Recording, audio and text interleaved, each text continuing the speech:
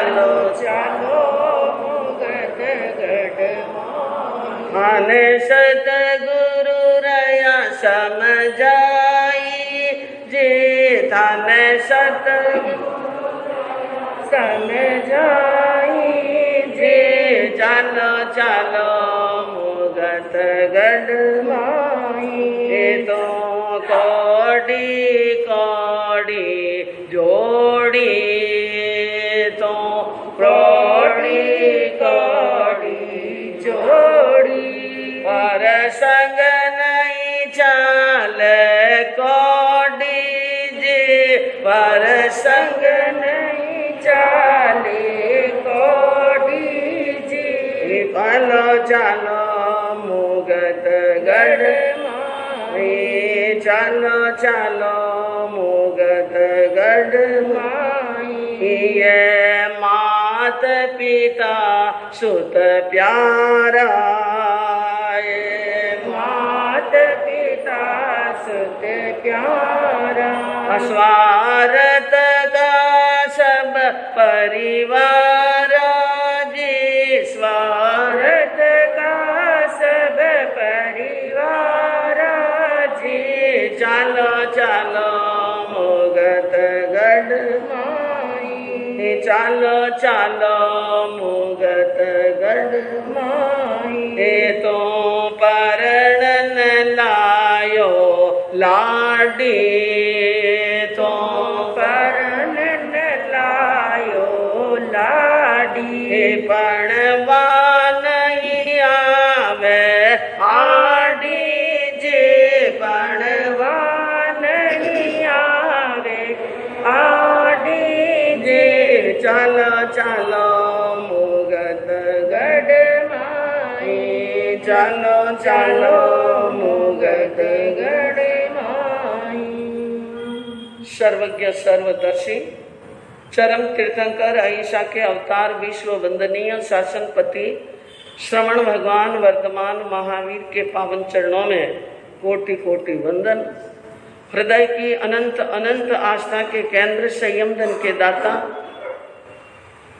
संसार सागर से तिरने का सन्मार्ग बताने वाले पूज्य गुरु भगवंत श्रवण सूर्य दिव्य विभूति 1008 श्री मरुधर केसरी मिश्रीमल जी महाराज साहब के पावन चरणों में कोटि कोटि वंदन। अहिंसा दिवाकर लोकमान्य संत शेरे राजस्थान वरिष्ठ प्रवर्तक पूज्य गुरुदेव श्री रूपचंद जी महाराज साहब के पावन चरणों में कोटि कोटि वंदन। मरुधरा भूषण संत शिरोमणि पूज्य प्रवर्तक गुरुदेव श्री सुकनमुनि जी महाराज साहब के पावन चरणों में कोटि कोटि वंदन। साधना की प्रतिमूर्ति सद्गुणों की उपासिका सरल मना शांत दांत गंभीरा गुरुवरिया माँ सती श्री सज्जन कंवर जी महाराज साहब के पावन चरणों में कोटि कोटि वंदन। धर्म प्रेमी बंधुओं, शीलवती माताओं बहन, सर्वज्ञ भगवान महावीर ने अनंत अनंत उपकार करते हुए अपनी दिव्य वाणी कल्याणकारी वाणी में भव्य आत्माओं को समझाते हुए उपदेश दिया। मोह जंती नरा असंबुद्धा। भगवान ने कहा कि जब जीव मोह में मूड बढ़ जाता है, मोह में क्या बढ़ जाता है? मोह में मूड बढ़ जाता है, अत्यधिक मोह में मूड बढ़ जाता है। उस व्यक्ति को उस वक्त यानी मोह में मूड बने व्यक्ति को संबोधि के वक्त, संबोधि यानी उपदेश के वक्त, शिक्षा ग्रहण करने के टाइम में, उपदेश ग्रहण करने के टाइम में वो व्यक्ति उस समय विवेक शून्य हो जाता है। क्या हो जाता है? जैसे यूं समझ लो कि एक बेहोश व्यक्ति को हम बुला रहे हैं। क्या कर रहे हैं? बुला रहे हैं, बोला रहे हैं, बातचीत कर रहे हैं, लेकिन वो कोई जवाब नहीं दे रहा, वो समझ नहीं रहा है। अगर उन मोह यानी बेहोश व्यक्ति को कुछ भी समझाने का प्रयास करे, समझाने का प्रयास करे, विविध प्रकार से समझाए तो भी समझ में आने वाला है। इसी प्रकार मनुष्य की आत्मा जो मोह में मूड बनी हुई है, वो दिखने में बेहोश जैसी नहीं दिख रही है। क्या नहीं दिख रही है? हाँ सावचेत सावधान दिख रहे हैं, आंखें खुली दिखती हैं, हाथ पैर चल रहे हैं, उठ रहे हैं, बोल रहे हैं और कहा हुआ समझ भी रहा है। लेकिन जब बोधि का समय आता है, उपदेश ग्रहण करने का समय आता है, उपदेश को समझने का, जीवन में उतारने की जो बात आती है, वो उसके गले नहीं उतरती। क्या नहीं उतरती? और ये गले नहीं उतरना ही हमारे लिए जन्म मरण बढ़ाने के क्या कर रहे हैं, कार्य कर रहे हैं। कितना मार्मिक दृष्टांत सुना आपने ललितांग। ये दृष्टांत केवल कोई हम भी आपको सुना रहे हैं या आप सुन रहे हैं, कोई टाइम पास करने के लिए नहीं बंदो कि महाराज ने 1 घंटो बोलना ही चाहिए, जो वह तो कटून लावे लई सामग्री इकट्ठी करे लई। मैं क्यों सामग्री इकट्ठी 2-4 गीत ही गाए ले, ऐसे नहीं देना। नहीं, साधु का कर्तव्य है कि जो गृहस्थी के घर से रोटी लाता है, उनसे कपड़ा प्राप्त करता है, उनसे औषध प्राप्त करता है, उनकी सेवा लेता है, तो वो ईमानदारी के साथ में बात करे। उपदेश दे तो ईमानदारी से दे, टाइम पास करने के लिए नहीं। ऐसा ना सोचना कि टाइम पास कर रहे हैं, आप भी आकर टाइम पास कर रहे हैं, हम भी अगर टाइम पास करें, ये बात हमारे दिल में आ गई तो आपकी खाई हुई रोटियों का हिसाब चुकाना मुश्किल हो जाएगा आगे। कि गृहस्थी कह रहा टूकड़ा ने लंबा लंबा दांत। साधु ये खुश नहीं हुआ है कि उन्होंने मेवा पिसाया, मेवा बहराया, मिठाई बहराई, बादाम दिया, पिस्ता दी और काजू दिया, उन्होंने पौष्टिक आहार दिया, बढ़िया आहार कराया, बढ़िया भोजन दिया। मन में राजी मत होना साधु को खा करके कि बढ़िया बढ़िया मिल रहा है। ज्ञानियों ने कहा ध्यान रखो, सावधान। गृहस्थी कह रहा टूकड़ा ने लंबा लंबा दांत, भजन करे तो उबड़े नहीं तर काटे आंख। अगर गृहस्थी की रोटी खाकर उपदेश लेना गृहस्थी को जरूरी है, और अगर कोई उपदेश सुनने वाला ना आया, मान लो व्याख्यान नहीं हुआ, तो स्वाध्याय करनी, माला फेरनी, भगवान के नाम की क्या करनी, स्तुति, माला, स्वाध्याय, छोटा बड़ा त्याग, पचकाण ग्रहण करना जरूरी है। अन्यथा लंबा लंबा दान। ये जो आटे खा करके मजबूत बनाई ना, वह नारकी में जाएंगे तो 15 परमाधामी देव आटे खींच करके क्या निकालेंगे, हाँ, और कल वही जाएगा वर्णन आप है। तो बंधुओं, कहने का मतलब ये है कि साधु उपदेश देता है टाइम पास करने के लिए नहीं, ये समझने के लिए। और 100 आदमी 200 जने बैठे, 500 जने बैठे धर्म सभा में, जरूरी नहीं कि 500 समझे, और जरूरी नहीं कि रोज की सभा समझे ही। मैं कहूँ पूरे 4 महीने के 120 व्याख्यान होंगे लगभग। उन 120 व्याख्यान में अगर एक आत्मा भी थोड़ी बहुत भी समझ जाए तो हमारा चातुर्मास करना क्या हो जाएगा। क्योंकि बंधुआ हमारा धर्म है कहने का, मेरा तो धर्म कहने का, सदा उपदेश देने का। मेरा तो धर्म कहने का, सदा उपदेश देने का। मान चाहे तो मत माने, हुस्न तेरे न रहने का। मान चाहे तो मत माने, हुस्न तेरे न रहने का। कोई भी साधु होगा, उनका कर्तव्य है, उनकी ड्यूटी है उपदेश देना। अब सामने वाले माने कि ना माने, हमने अच्छी तरह से ईमानदारी से सच्ची बात समझाई है तो हमारे कर्मों की निर्जरा तो हो गई। सामने वाला माने तो भी और नहीं माने तो निर्जरा हो गई। तो बंधुओं, यानी यही कहते हैं कि जागो। और उम्र क्या है? छोटी उम्र क्या है? हाँ, और छोटी उम्र में भी बहुत तो बीत गई, बहु बीती थोड़ी रही, और थोड़ी भी अब जाए, बहुत बीत गई थोड़ी है, और थोड़ी भी क्या हो रही है, जा रही है धनाधन धनाधन। कितने दिन निकल गए, कितने महीने निकल गए, उम्र निकल गई, थोड़ी भी जा रही है। और करना हो तो कर ले, काम करना हो तो। छोटी उमरिया मेरे करनी कर लीजे, छोटी उमरिया मेरे करनी कर लीजे।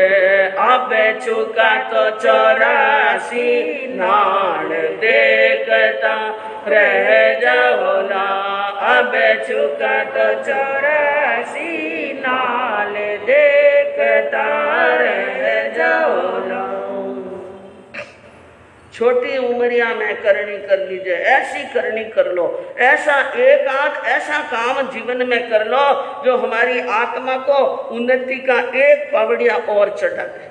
ज्यादा नहीं, कितना, एक पावड़िया। और नहीं तो अबे चूका तो 84 नाल, अब चूक गए तो 84 नाल, 84 की योनियों में भटकना पड़ेगा। एक व्यक्ति था, एक बूढ़ा बुजुर्ग जरा से ग्रस्त व्यक्ति, जो बराबर पैरों से चल नहीं सकता था और डंडा लेकर के चलता था। कैसे चलता? जैसे आजकल मैं चलती हूँ ना, हनुमंत नगर में आने के बाद में डंडा पकड़ना पड़ा। और बंधुओं, डंडा लेकर चलता था, उम्र भी बहुत हो गई थी और आंखों की रोशनी नहीं थी। और वो एक ऐसे स्थान पर पहुंच गया जहां पर समतल भाग नहीं था, कहीं पर खड्डा है, कहीं पर चढ़ाव है, कहीं पर पत्थर है, कहीं पर कंकर है, कहीं पर कांटे हैं, और कहीं पर कीचड़ है, और कहीं पर आग भी जल रही है। अब उनको दिखता बराबर नहीं है, इसलिए वो वहाँ उस स्थान के अंदर बहुत दिन से भटक रहा था, बहुत दिन से दुख पा रहा था। और दुख पाते पाते पाते पाते एक दिन वो यूँ सोच रहा था, कोई महाशय कोई आ जाए, कोई व्यक्ति आ जाए तो मुझे हाथ पकड़कर इस स्थान से कोई शाताकारी स्थान में ले जाए। इंतजार कर, लेकिन कोई आया नहीं। और आया भी इधर उधर से निकला, उन्होंने कहा भाई मुझे यहाँ से निकाल करके दूसरी जगह पर ले चलो। तब किन के पास में फुर्सत है? कोई सड़क के ऊपर अध किचरा पड़ा हो, तड़पता पड़ा हो, हाथ करे और आप स्कूटर लेकर के निकल रहे हैं, लेकिन कोई ही महानुभाव ऐसा होगा जो स्कूटर रोककर उस अध किचरे व्यक्ति को एक तरफ सिरकाए, या किसी जानवर को। बाकी आजकल टाइम किसी के पास नहीं, टाइम की बहुत बड़ी कीमत है। एक एक मिनट का ध्यान रखना पड़ता है, एक एक टाइम का ध्यान रखना पड़ता है आपको कि टाइम पे पहले पहुंच जाऊं दुकान तो ठीक है भाई। किसी ने सुनी नहीं, लेकिन एक महानुभाव वहां पर आया और महानुभाव ने उस वृद्ध व्यक्ति की वो पुकार सुनी और दया आ गई।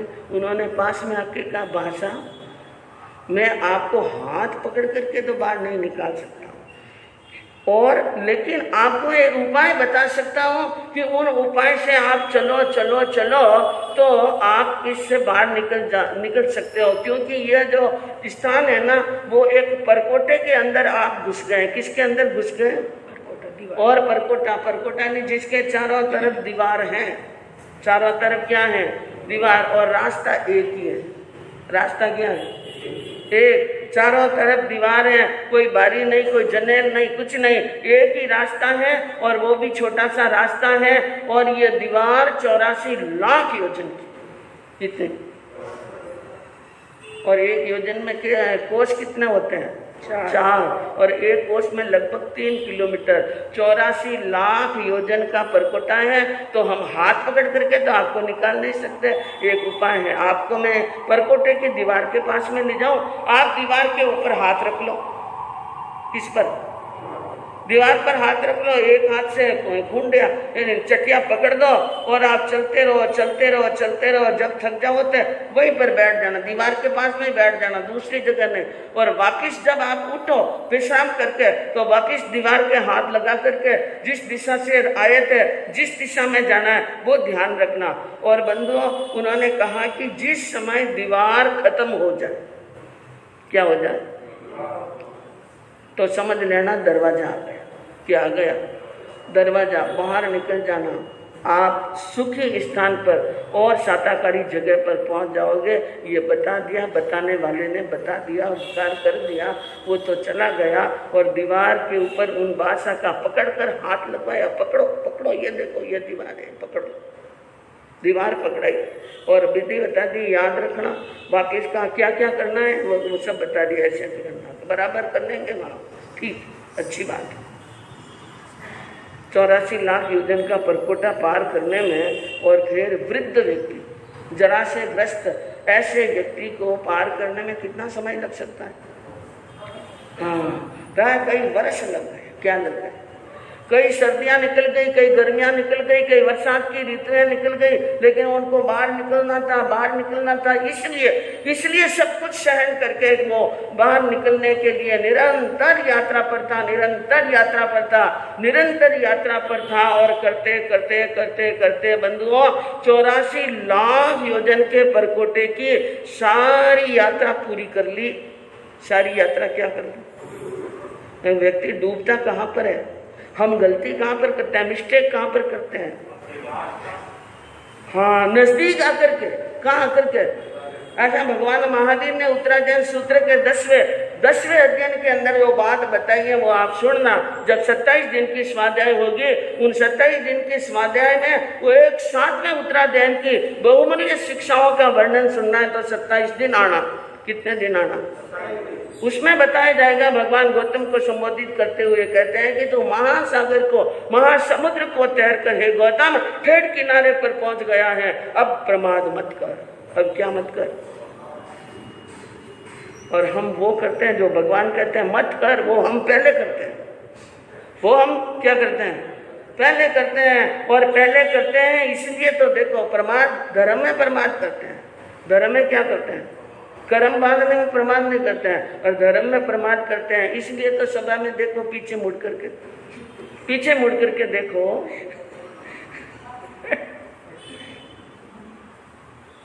कितना मोह है, कितनी आसक्ति है, कितना लोभ है, कितना लालच है। ऐसे यानी मार्मिक जो भगवान ने उपदेश दिए हैं, अरे थोड़ा दृष्टिपात करो, थोड़ा समझने का प्रयास करो। ये भूल जाओगे ये चौकड़ियां भरना, और ये भूल जाओगे दुकान और दारियां, क्योंकि ये हमें भोगना पड़ेगा। किसको भोगना पड़ेगा? मैं करूं तो मुझे, ये करेगी तो इसको, और आप करेंगे तो भोगना पड़ेगा। वहां पर हमारा बाप भी छुड़ाने के लिए आने वाला नहीं। आपका पड़ा हुआ धन और हीरों के डब्बे आपको छुड़ाने के लिए आने वाले नहीं है, और परिवार का एक भी सदस्य आने वाला नहीं है। सावधान होना हो तो हो जाओ। 1 घंटे के प्रवचन में आने में कितना प्रमाद है, कितना आलस है, कितना लालच है। जो कर्म बंद के काम है उनके अंदर दौड़ करके जाते हैं, और कह करके थक गए। एक जना एक को साथ में लाए, एक जना एक को साथ में। कोई कीड़ी भी रेंगती है कि नहीं? क्या लेके आएंगे? कब लेके आएंगे? कार्तिक की पूनम के बाद में। हाँ, मंत्री जी जल्दी हमारी मत चिता रहो, वो आसन देखना ही मारो दिमाग डगमगा ले जाओ, और बीच में उठने भी नहीं जाऊंगा आपने।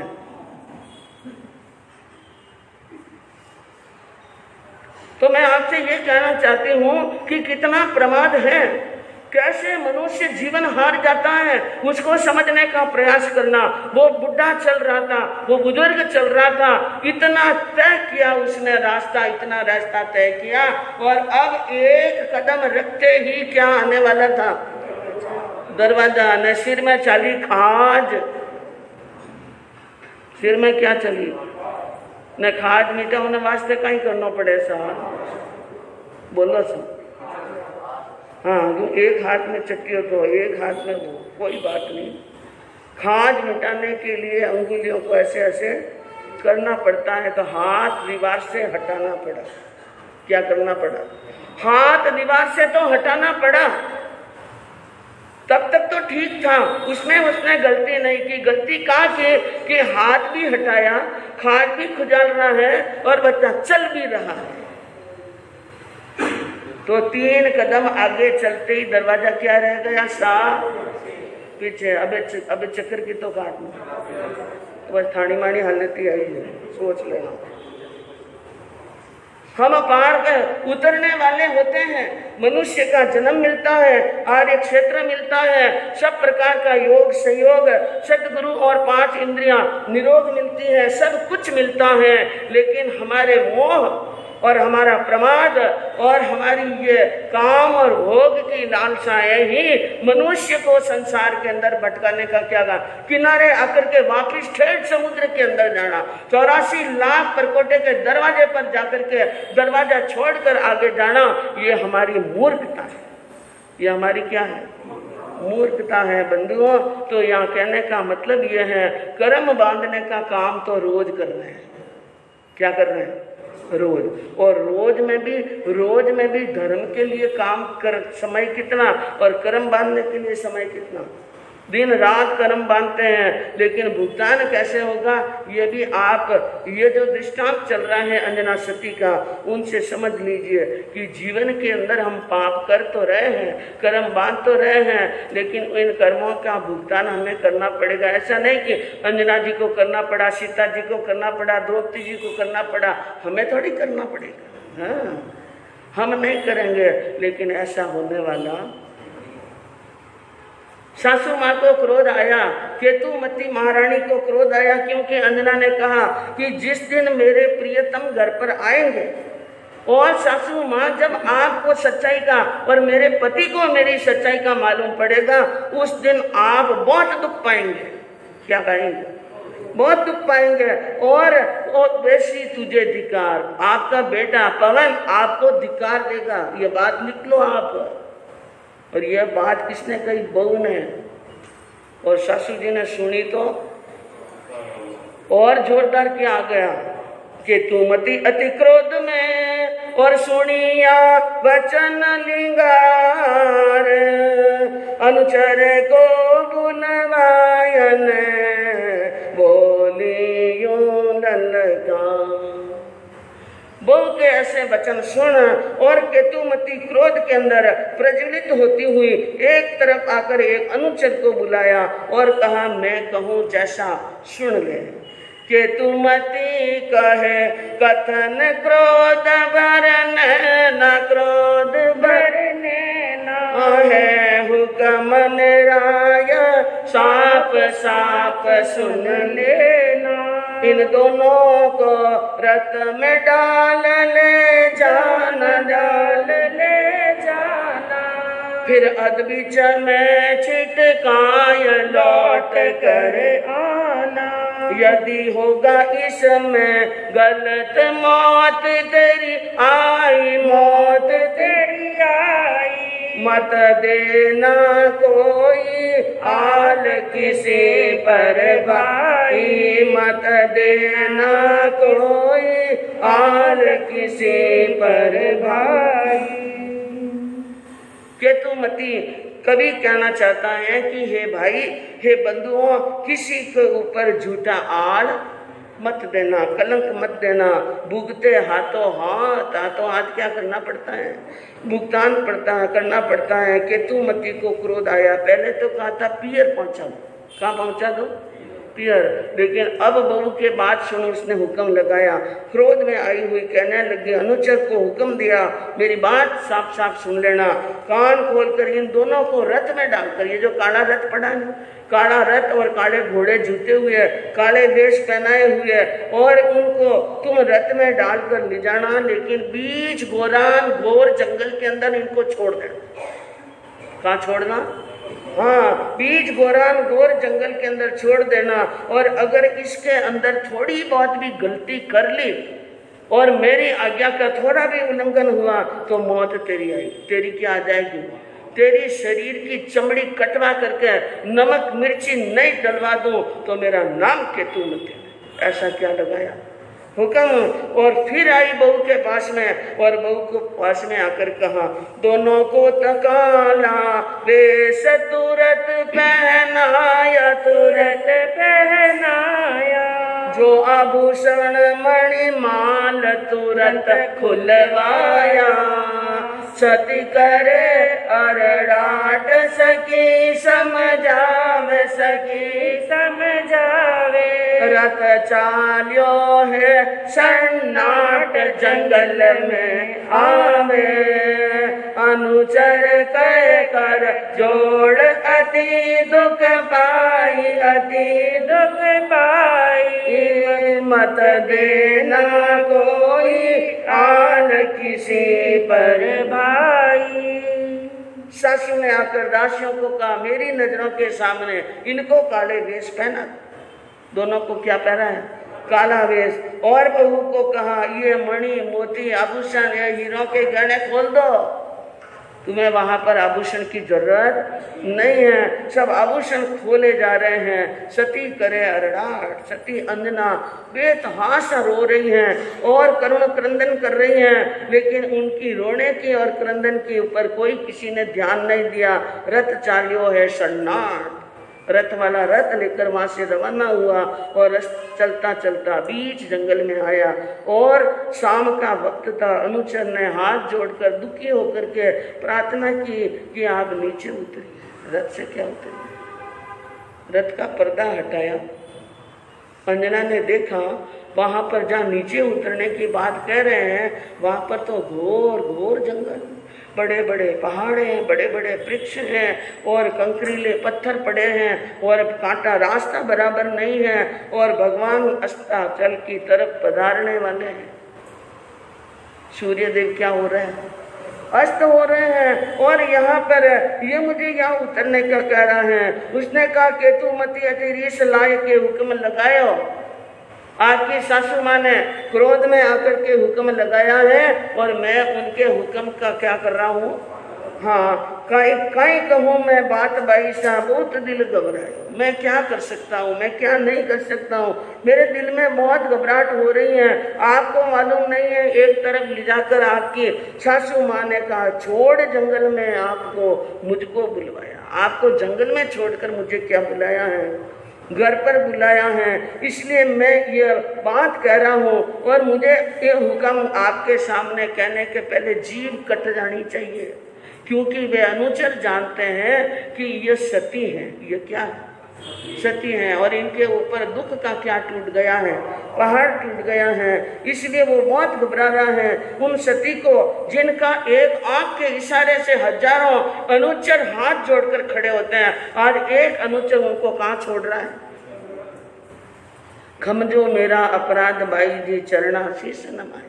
अपने अपराध को माफ करना, मैं आपके चरणों में सिर झुकाता हूँ। इनमें नहीं चूक मेरो, इसमें मेरा चूक नहीं है। मैं हुक्म बजा, मैंने क्या किया है?